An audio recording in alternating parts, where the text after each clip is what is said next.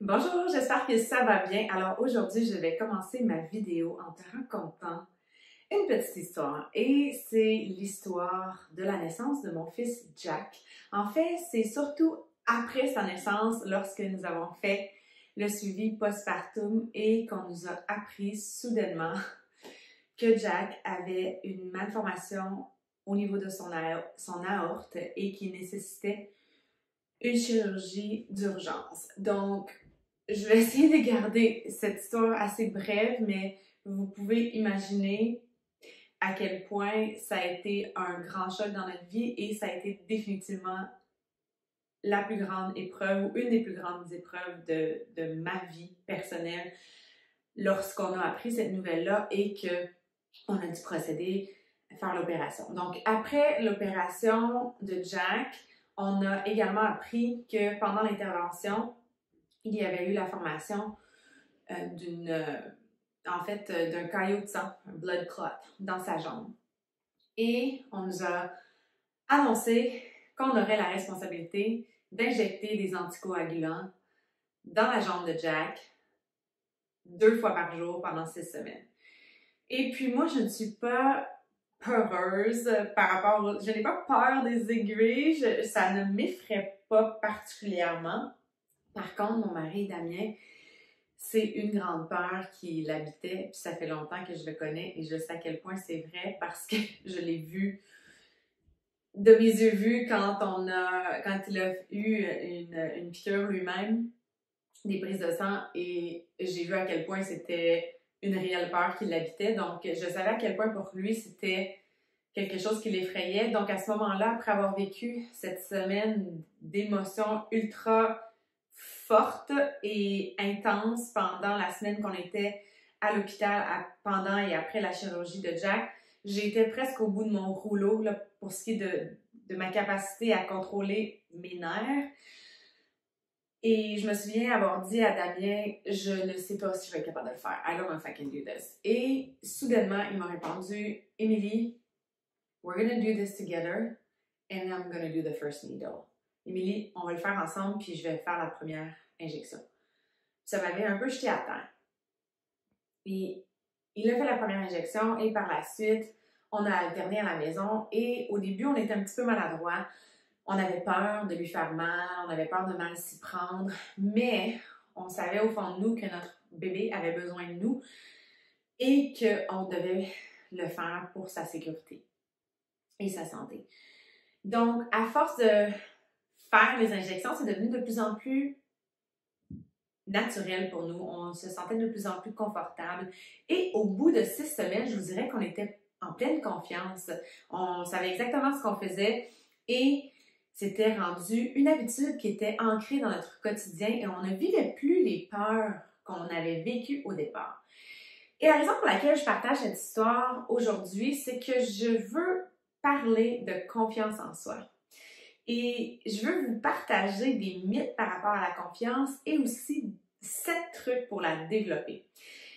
Quand je vous ai raconté cette histoire-là, pour vous montrer qu'une des étapes qu'on a mises en place, Damien et moi, c'est la répétition. C'est en répétant le geste qu'on a développé notre confiance. Puis ça va être un point que je vais mentionner parmi les trucs que je vais vous mentionner à la fin de ma vidéo. Mais pour commencer, j'aimerais vous parler un petit peu des mythes par rapport à la confiance en soi. Donc, j'ai mes notes, je vais y référer pour m'assurer de bien mentionner tous les points que je veux partager avec vous. Donc, on a parfois l'impression que lorsqu'on va être en confiance, on n'aura plus peur, puis on ne sera plus nerveux. On a cette idée-là dans notre tête que être en confiance, c'est ne pas avoir peur, puis c'est ne pas être nerveux.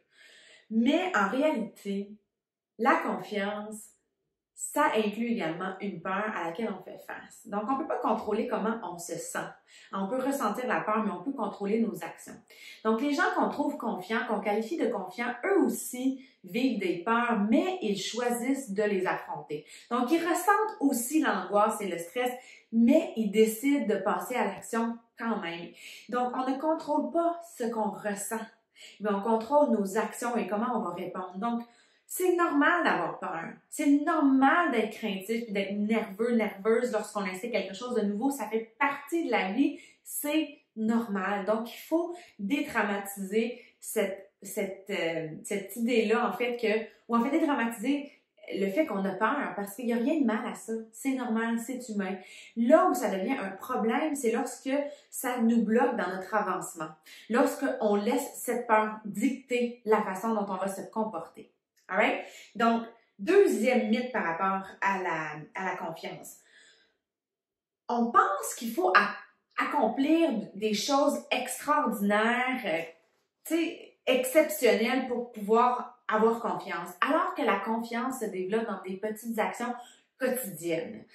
Par exemple, si vous avez décidé aujourd'hui de vous réveiller quand votre alarme a sonné, que vous vous êtes levé à la place de peser sur snooze, il faut célébrer cette victoire-là, puis en être fier. Donc, tout ça contribue au développement de notre confiance et non pas des actes héroïques qu'on pense que seulement certaines personnes peuvent accomplir. Donc, l'autre mythe, c'est par rapport au fait qu'on a peur de se tromper. En fait, si on commet des erreurs, on a cette crainte-là, on se dit, si je me trompe, si je fais une erreur, ça va détruire ma confiance. Est-ce que vous connectez un petit peu avec ce principe-là? Hein? Si je me pète la gueule, si je me trompe, ça va complètement détruire ma confiance, alors vaut mieux pas essayer, comme ça je me protège. Mais les erreurs, j'aime ça dire erreurs comme ça parce que selon moi, lorsqu'on apprend de ces erreurs-là, puis qu'on modifie notre comportement, puis nos actions en conséquence, ça devient, ces situations-là ne sont plus des erreurs, selon moi, elles étaient en fait des obstacles, des opportunités d'apprentissage.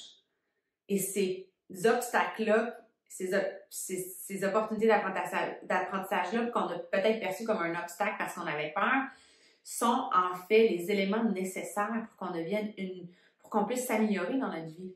C'est quand on a de la résistance comme ça dans notre vie puis qu'on y fait face qu'on arrive à grandir. Donc, les erreurs font partie de notre cheminement et c'est lorsqu'on accepte que on n'est pas supposé d'avoir toutes les réponses. On n'est pas supposé être excellent quand on commence, mais si on veut devenir excellent, on doit commencer quelque part. D'accepter de commencer là où on est avec les aptitudes qu'on a présentement, s'aimer dans le processus et savoir qu'on va avancer. Même si on ne fait pas... Souvent, quand on réalise qu'on a fait une erreur, c'est parce qu'on a réalisé on a fait une découverte, on a appris plus d'informations, quoi que ce soit, puis on dit « Oh mon Dieu, je me suis trompée ». Mais tout ça faisait juste partie du processus d'apprentissage. Donc, encore une fois, dédramatiser, c'est ce concept-là que si on se trompe, notre confiance va être complètement détruite. L'autre mythe, c'est de penser qu'on doit être parfait avant de se sentir en confiance. On doit se sentir en confiance avant de passer à l'action. Hein? Je travaille avec des gens depuis 7 ans déjà qui sont dans ce parcours-là de développement personnel et professionnel, qui veulent constamment améliorer. Je travaille aussi très étroitement avec des femmes particulièrement qui lancent leur business de coaching en ligne et qui veulent avancer puis créer des résultats avec leur entreprise, mais je vois souvent aussi le syndrome du perfectionniste, c'est-à-dire de passer notre vie à se préparer à ne jamais être prête. Hein? Passer sa vie à se préparer à ne jamais être prête parce qu'il y aura toujours une nouvelle formation, il y aura toujours des nouvelles informations qui sont à notre disposition. Notre capacité à passer à l'action puis d'implémenter nos apprentissages dans le moment présent, c'est ce qui va faire en sorte qu'on va pouvoir créer des résultats et non pas attendre une conception de la perfection qui est complètement utopique et inatteignable. Donc, vraiment, je pense que c'est d'apprendre à passer à l'action et je pourrais vous en parler dans une autre vidéo, mais le concept du 5-second rule de Mel Robbins, de faire le décompte de 5, 4, 3, 2, 1, go, puis passer à l'action, même si on a peur, même si on n'est pas certaine d'avoir toutes les informations, c'est notre capacité à passer à l'action qui va nous aider à développer notre confiance, c'est pas le contraire. Donc maintenant, je vais vous partager 7 trucs pour développer votre confiance. Le premier, j'en ai parlé un petit peu lorsque je vous ai raconté l'histoire avec Jack et Damien. Le premier, c'est la répétition. Donc, plus on répète un geste, plus on devient confiant. La première fois que j'ai animé un appel d'équipe en direct via vidéoconférence, j'étais ultra nerveuse. Mon cœur débattait. J'avais les mains moites, j'étais ultra nerveuse, mais je l'ai fait quand même.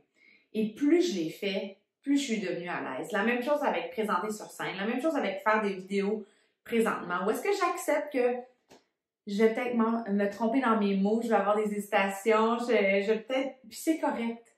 C'est correct. L'important, c'est que le message passe, puis que je puisse m'exprimer correctement. Mais même si je m'enferme dans mes mots, c'est pas la fin du monde. Parce que sinon, je vais passer ma vie à refilmer cette vidéo-là, puis je vais jamais la trouver parfaite, assez parfaite. Donc, il y a toujours place à l'amélioration. Donc, il faut accepter à un moment donné de passer à l'action.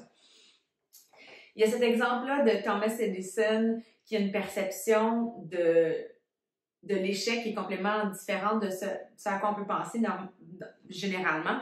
Il dit, parce que Thomas Edison il a inventé la lumière, ouais, mais il a fait 10 000 essais avant d'arriver à l'essai qui a fait en sorte qu'on a de la lumière aujourd'hui.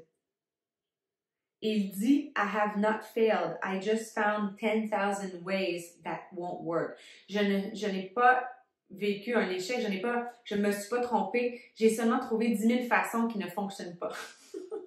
Puis c'était avec sa persévérance qui a fait en sorte qu'éventuellement, il a pu trouver la méthode qui fonctionnait, puis c'est comme ça qu'on a découvert la lumière, qu'on a pu faire l'ampoule électrique. Donc c'est assez extraordinaire hein, quand on pense de perspective. Donc la persévérance, la répétition, ça va nous amener loin dans la vie. Donc, dans toute chose, si on veut devenir meilleur, qu'est-ce qu'on fait? On répète. Si un golfeur veut devenir meilleur à frapper des balles de golf, il va frapper des balles de golf. Si on veut devenir meilleur à parler en public, on doit trouver des opportunités pour parler en public.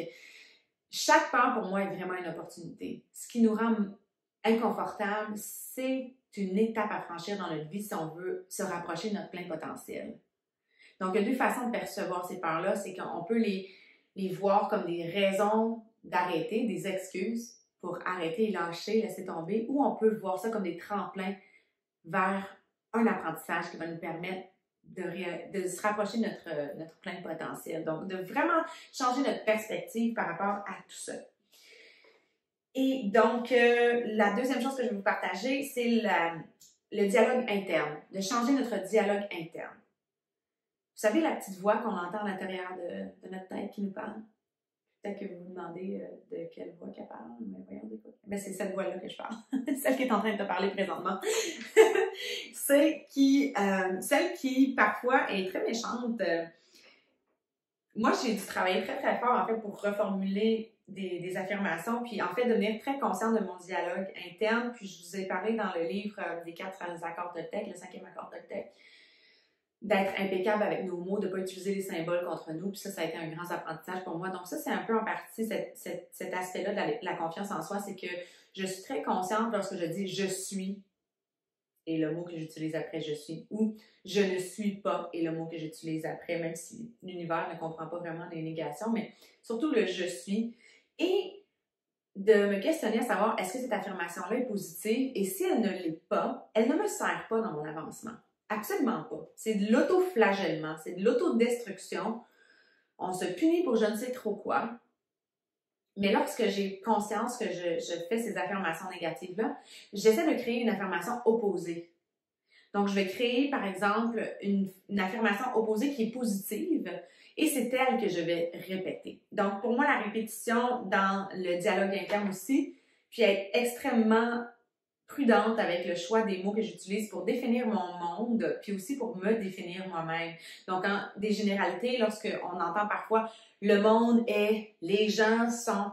Donc, c'est des grandes généralités qui viennent à définir notre monde. Hein, on va dire « je vais vous donner des exemples. Les gens sont cheap. Le monde est cheap. Le monde est cheap. Oui, le monde est cheap. Tout le monde est cheap. Ben oui, ben non. Mais plus tu répètes ce genre d'affirmation-là, plus tu y crois. Ou les gens ils ont peur de ci. Les gens ils veulent pas faire ça. Les gens, le monde est, blablabla. Quand on se pose la question à savoir, est-ce que c'est vraiment vrai ces affirmations-là, on réalise qu'on n'a pas de preuve que c'est vrai.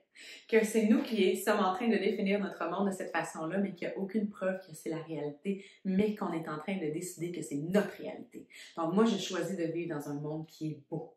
Même si je vis moi aussi mes obstacles, je vis aussi mes défis, je vis aussi mes moments de grande tristesse, mes moments de remise en question, mes moments de doute. Je vis toutes ces émotions-là aussi des peurs, je choisis quand même de définir mon monde d'une façon qui me soutient dans mon avancement personnel et qui, somme toute, est une définition du monde qui est très positive. C'est le monde dans lequel je veux vivre, c'est le monde dans lequel je veux que mes enfants vivent aussi. Donc, la troisième chose que je voulais partager avec vous, c'est le langage corporel. Donc, vraiment, d'être conscient de notre langage corporel. Puis, on dit que nos pensées peuvent influencer notre corps. Hein? Si on pense positif, on va se sentir mieux. Mais aussi, notre corps peut influencer notre pensée. Donc, notre cerveau et notre corps, tout ça, on s'influence mutuellement. Donc, saviez-vous que quand on parle de langage, le langage non verbal est celui qui parle le plus? Il y a des études qui ont été faites, en fait c'est Albert Merhard, Rule of Personal Communication, donc c'est la règle de la communication personnelle. Et dans cette étude-là, on a démontré que les mots comptent pour seulement 7% de ce qu'on communique, le ton de notre voix compte pour 38% et notre langage corporel compte pour 55%. Donc, on a parfois peur de ce que les gens vont... de ne pas utiliser les bons mots pour s'exprimer, mais souvent, c'est pas ça que les gens vont retenir. Les gens vont retenir notre posture, ils vont retenir notre énergie. Puis Maya Angelou l'a tellement bien dit, elle a dit « People might not remember everything you told them, but they will remember how you made them feel. » Les gens ne se souviendront peut-être pas de tout ce que tu leur as dit, mais ils vont se souvenir de comment tu les as fait sentir.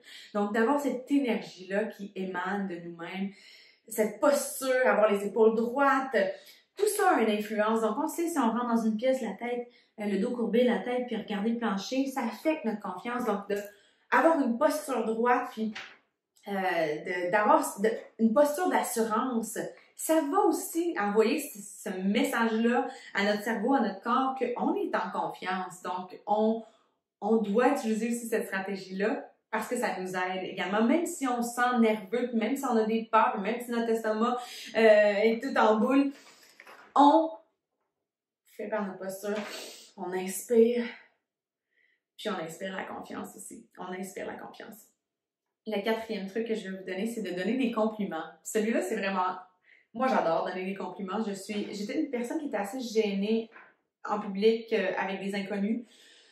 Je suis un peu introvertie de nature, donc je suis une personne qui aime socialiser, puis aime être avec les gens, mais qui parfois aussi, j'ai des situations dans ma vie où je me sentais un petit peu des malaises dans des situations de foule. Bref, c'est les caractéristiques de l'introverti, puis ça peut peut-être en surprendre quelques-uns, mais bref, c'est comme ça que je me sens quand même.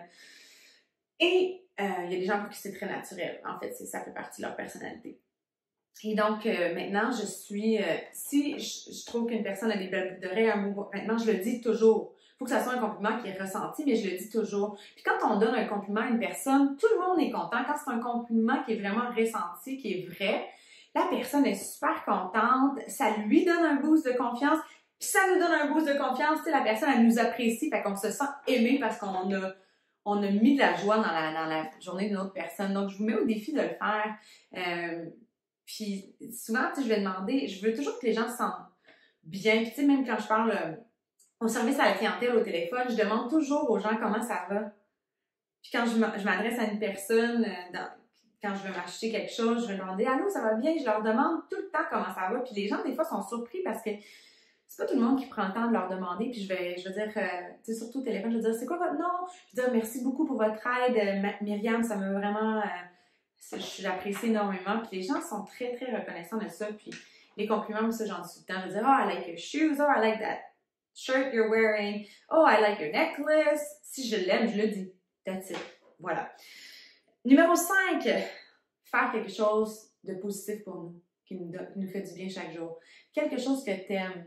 Est-ce que tu aimes lire? Est-ce que tu aimes ça? T'entraîner, prendre le temps de cuisiner. Le fait de prendre du temps pour toi, ça va donner ta confiance parce que tu vas dire « Hey, je m'estime assez pour me donner le droit de faire quelque chose qui me donne du plaisir. » Simplement pour le plaisir, sans aucune autre intention. Parce que je pense que c'est une de nos responsabilités qu'on met parfois de côté, c'est de prendre soin de nous d'abord et avant tout. plus on est épanoui, plus on est heureux, plus on apporte ce bonheur-là avec nous, plus on a un impact positif dans la vie des autres. Ça, on a un contrôle là-dessus. Puis ça nous donne la confiance. De dire, hey, je me suis levée tôt aujourd'hui pour faire mon entraînement.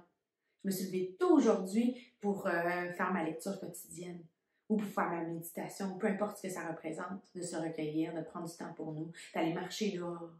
On a tenu notre promesse envers nous-mêmes. Ça développe notre confiance. 6e point, c'est de développer en fait, develop your brain. C'est une note que j'avais en anglais. C'est de développer notre cerveau, en fait, notre esprit. Puis c'est là que le développement personnel puis professionnel prend tout son sens pour moi aussi. C'est d'apprendre des nouvelles aptitudes, des nouvelles connaissances, d'être toujours en mode apprentissage. Pour moi, la plus belle école, c'est l'école de la vie, mais apprendre, ça ne se fait pas automatiquement. Ça doit être un effort soutenu, intentionnel. Donc, de prendre du temps au quotidien pour aller s'éduquer sur différents sujets, pour apprendre davantage ou apprendre une nouvelle discipline, que ce soit la danse, que ce soit un instrument de musique. Ça va nous permettre vraiment d'élargir notre esprit, d'apprendre une nouvelle langue. Ça nous donne confiance de dire « Hey, j'ai appris quelque chose, j'étais pas capable de faire ça avant, puis maintenant je suis capable de le faire. » Que ce soit de devenir plus souple ou faire du yoga ou quoi que ce soit, de définir un objectif.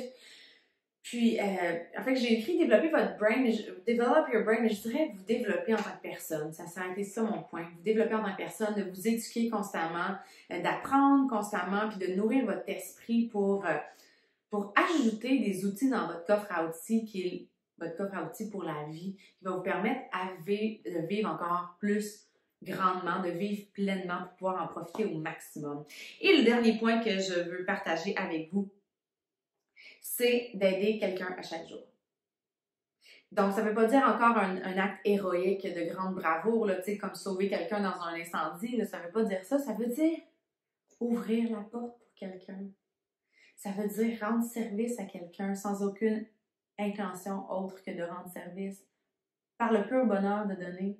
Ça peut être de donner quelque chose de matériel ou quoi que ce soit, mais ça peut être surtout aussi donner de soi-même, donner de son temps, prendre des nouvelles de quelqu'un, rendre service à quelqu'un, ajouter de la valeur à la vie des gens, être une ressource positive dans leur quotidien.